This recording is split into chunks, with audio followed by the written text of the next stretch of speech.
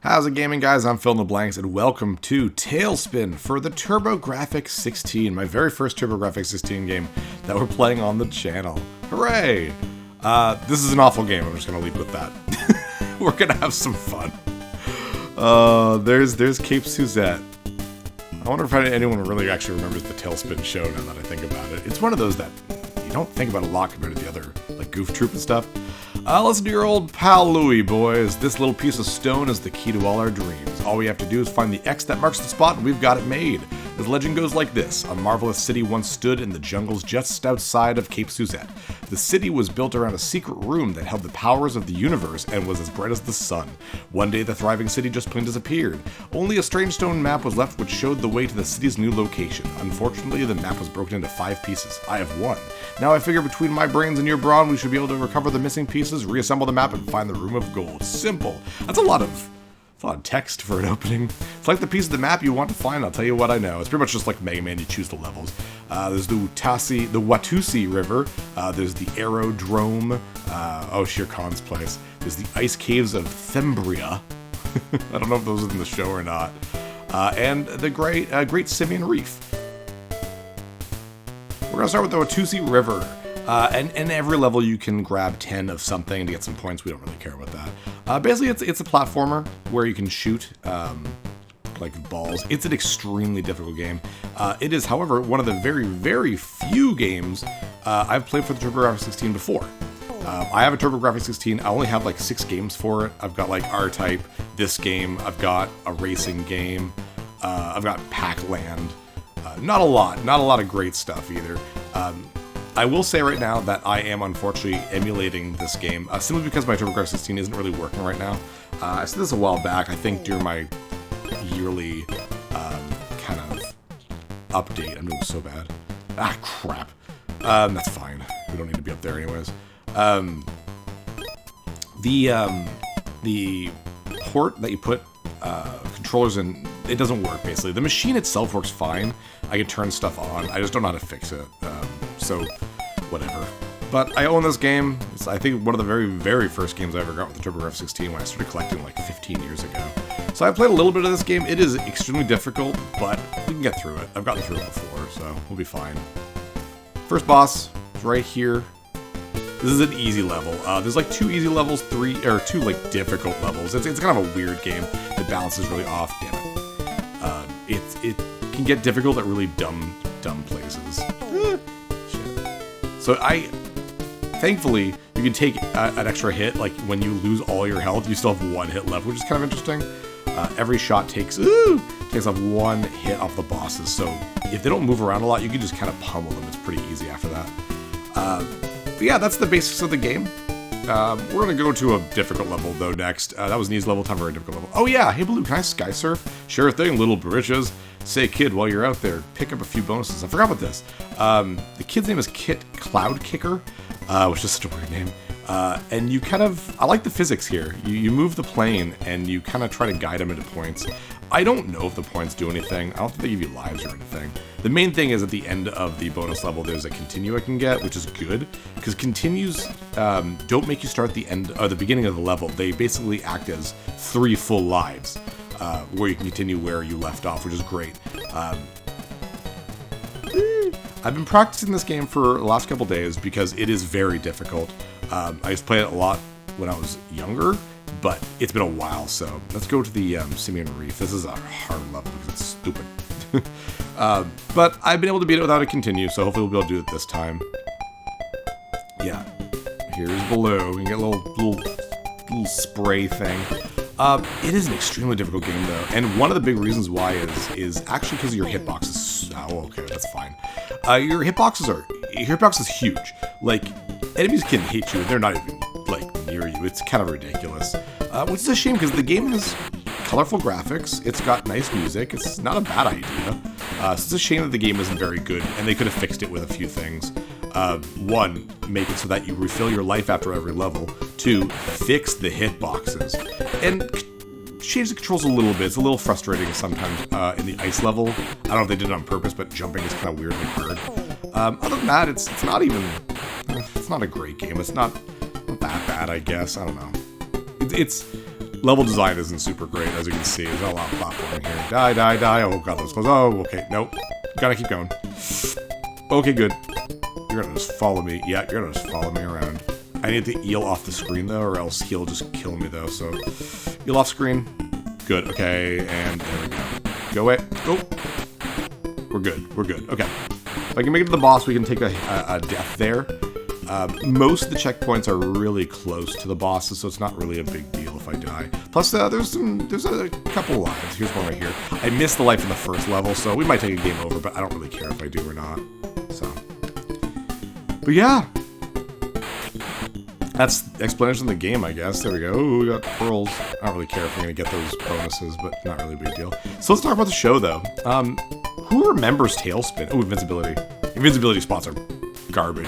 One enemy. My invincibility is done. Woo, what a good risk that was. Yeah, TaleSpin, I think out of all the Disney afternoon shows, the Jungle Book spin-offs are the ones I remember the least. Because there was TaleSpin, but there was also like Jungle Cubs, which I totally forgot about. I don't think that was a Disney afternoon thing. I think that was a one Saturday morning thing. Well, yeah, I might as well take the death. I'm right here anyways. Oh, hi, Clippy. But yeah, TaleSpin was the weirdest idea for a show. It is a spin-off of Jungle Book, where Baloo is a pilot for a cargo business. Yeah.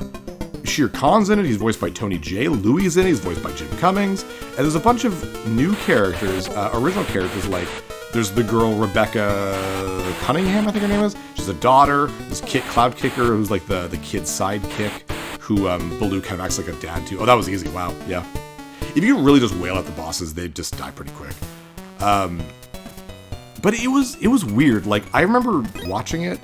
I liked it. I thought it was fine, but it's not one I have any real memories of. I remember TaleSpin probably the least out of all the Disney afternoon stuff. And again, not to say that's bad. It's just, it's such a weird idea. Let's give them all human, like, let's make them more anthropomorphic. Give them all jobs. Like, I like the changes that they did with a lot of the other Disney stuff. Like, I like the idea of DuckTales being what DuckTales became. I like the idea of Goof Troop and it becoming like a suburban just sitcom almost. I even like friggin' Quack Pack. I don't care who you are. I love Quack Pack. I think it was fine. Oh yeah, there's the mechanic guy. I forgot about that. This is a fairly straightforward level. It's only got like 2 enemies. It's these guys that throw things at you, and you just keep going past the ones who hang. They won't be able to hit you as long as you just keep going. And then there's ones that'll throw boxes at you. It's a very weird stage with a really easy boss, which is Shere Khan, who I would have... No, I was going to say I would assume was the last boss, but no, Don Carnage makes more sense to be the last boss, so that's definitely who it is. But yeah, TaleSpin, the idea is just so odd. I looked it up to see if I could find some trivia. And there, weirdly enough, wasn't a lot. It was just the guys who made the show were given free reign to just do what they want. And they decided to do Jungle Book, and then they just made it what it is. There was no, like, weird story in between or anything. It's not like this... Like, Rescue Rangers started off as a rescuer's TV show and became Chip and Dale. And, you know, this was just... Nope. From the very beginning, this was their idea, and they did it. Okay. It's odd, though. It only has 1 season with 65 friggin' episodes. I love back in the day when there were more episodes of a TV show in 1 season than there were weeks in a year. But yeah, no, I don't remember a whole lot about it. I remember the place, I remember the names of the characters, and that's basically it. I remember one specific episode that takes place in Shere Khan's mansion, and that's literally it. So, question of the day, do you remember TaleSpin? Was this one of your favored TV shows for Disney Afternoon, or were you like me and you concentrated more on like DuckTales and Rescue Rangers? DuckTales was my jam. That was the one I watched a lot of. I think it's because it's very adventurous. Not that TaleSpin wasn't. TaleSpin was quite adventurous, all things considered. I do like how they kept the relationship, like, the dynamic was very similar to Jungle Book. Like, this Jungle Book was about a kid, Mowgli, and then, like, a father figure who was kind of crappy at being a father in Baloo. And that's kind of what the show was, except they took out Mowgli, obviously, and put, Kit. That was a good idea. Here's a Shere Khan. We're gonna die here. Probably gonna take a death. Or we could do... no, we're dead. Damn, that was close, though. You start here. That's not a big deal. These propellers are fairly easy. They have a very easy pattern down fast, and you go up when they're going up. Yeah, take it easy here. The bosses have no real strategy. It's shoot them. It's shoot them a bunch. Shere Khan's the funny one, because he just stands at his desk. Okay, we're just gonna pelt him with whatever I'm throwing. Bouncy balls. Throw, throw, throw, throw.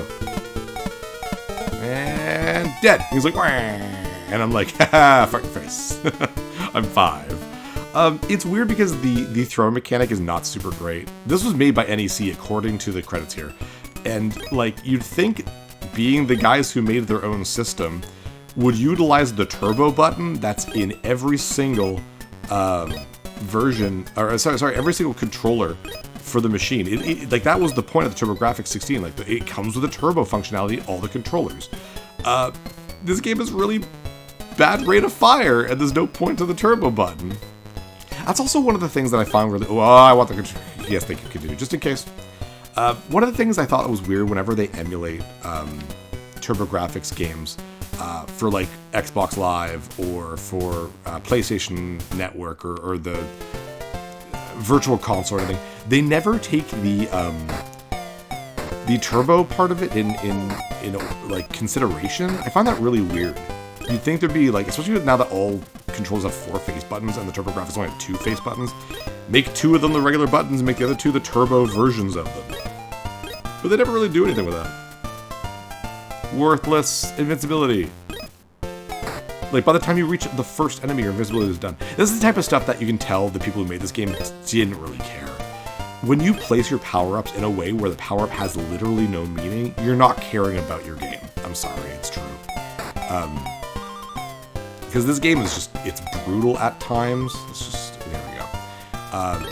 Like, here at least, this one matters. There we go. Cool, thank you. But there's no music for the invincibility. You don't know when it's going to end. Things like that. Like, I don't know. Not gonna say I can make a better game, but people who know me in high school know that I made a better game than this. I made a fun little RPG with RPG Maker. It was like a demo. It's about an hour and a half long. I had friends with that. Good memories with that. I was something I loved doing when I was younger, because you didn't need to program the... I have no health. Yeah, never mind, I'm gonna die.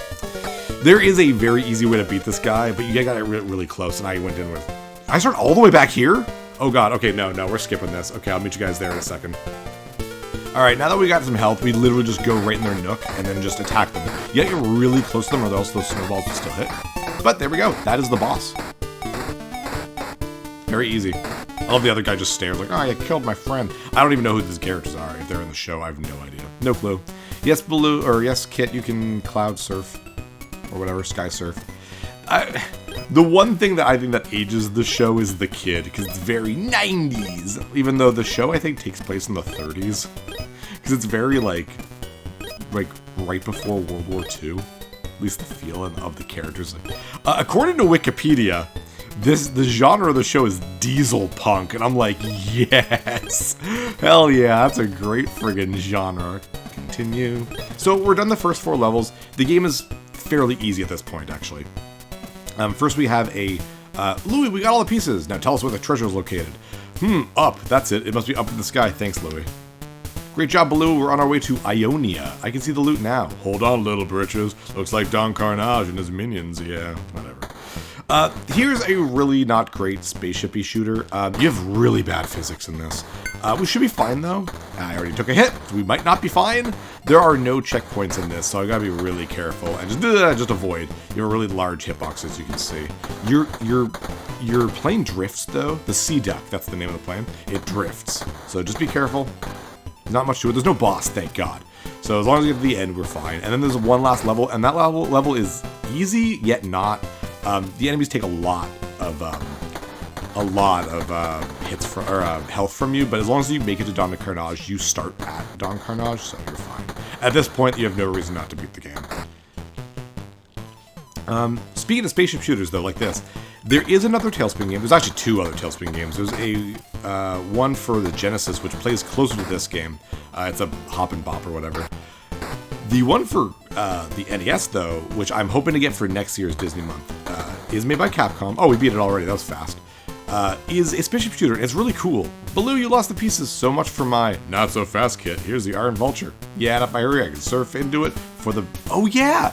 I forgot you play as Kit. Okay, yeah, this is a weird level. I totally forgot with this. Kit has no way of attacking.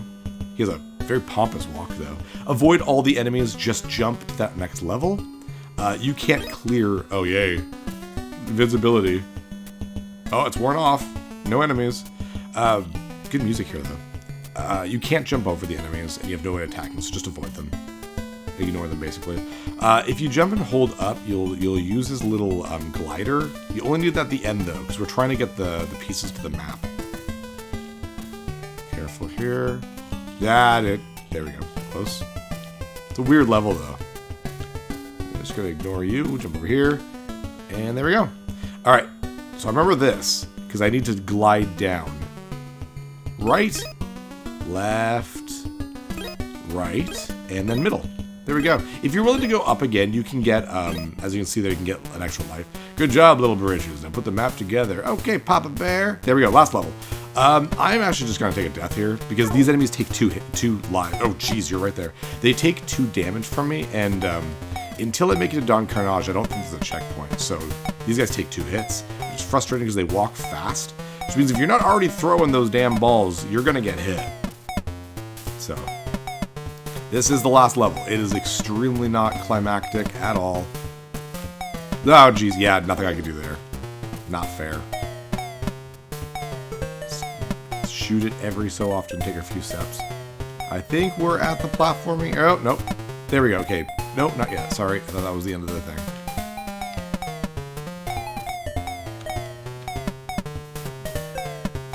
And there we go. Okay, so some platforming here. And then we're at Don Carnage. That'll be the game. Careful. Jumping here is weirdly wonky. Okay, and there we go. We got an elevator here and another elevator over there, but we want to get on this one first. Because you can't reach the other one without going all the way up here and then jumping off right at the top. There we go. And we're at Don Carnage. So if we die here, we might. I only got a couple hits left. We'll start right at Don Carnage. We'll start right at the top of this elevator, so not a big deal. He is an easy boss, though. You pretty much just sit there and you wail on him. Right there. Just go, go, go. He doesn't take damage until he starts moving, but we just keep going. Boom, boom, boom, boom. Who's gonna survive? There we go. I win. That was TaleSpin. Thanks, everyone. Excellent, Blue. Your talents have served you well. Why is it going so slow? At the beginning of the game, it goes so fast. We have watched you conclude your journey with the pride and great anticipation. As spokesman for the Ionian people, I have come to commend you on your skill, and determination, both as a pilot and an adventurer. This is not a very good ending. But silly Baloo, that's just rude, first of all. The earthly treasures you seek no longer exist in Ionia. Oh, so you're just a dick, then. We learned long ago that the true treasures of life are not the treasures of man, but of the spirit. Ah, don't tell me that the treasure was friendship all along. Believe in yourself and in others, and you will obtain all that you desire. I desire earthly possessions! Give me those! The power lies within each individual to shine as bright as the sun. No, it's not. No. You can work real hard and not shine very bright at all. That's the way this horrible system works. There we go. That is it. That's the ending. All that. And you don't even get to see like Baloo or Kit be like, "Ah, dang, that was crappy." It's just the credits. I don't even know what the Ionians are. Were they in the show? I don't remember. At least we do get some credits, though. Interactive designs. Oh, so it wasn't, like, made by NEC. For some reason, at the beginning it says NEC, but... Programmers, thanks, you 5 guys. No offense, but you could have done better. But, I mean, who knows? This might be their first game or something. I have no idea. I think it was the same team that made the Darkwing Duck game for the TurboGrafx. I've never played it. I don't own it. But the Angry Video Game Nerd did do an episode on it. I wonder if he covered this, too. I wasn't paying attention. I mean, it's been a long time since I've watched that episode, so... But yeah, that is TaleSpin, a mediocre game for a system that has much better games than this. It's such a shame, because I don't have a lot of good games for the TurboGrafx. One I want to get is it's called Neotopia, and it's basically a Zelda ripoff, but it looks fun, man. I really want to try it. But anyways, that's enough of me. I'm Phil Blanks. I'll see you guys next level. Hey, thanks for watching. If you liked this episode, click that subscribe button and hit the bell icon to know when the next episode is up. If you want to support my channel, share some videos with some friends and consider supporting me on Patreon.